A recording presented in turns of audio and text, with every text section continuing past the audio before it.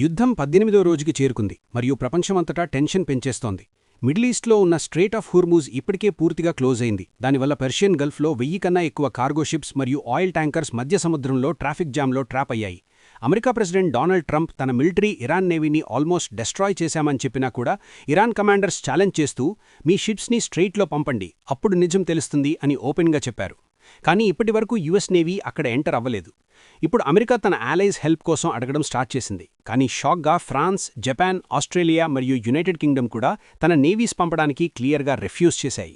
Iran security chief Ali Larijani Israeli స్ట్రైక్లో target అయ్యాడు అని వార్తలు వస్తున్నాయి.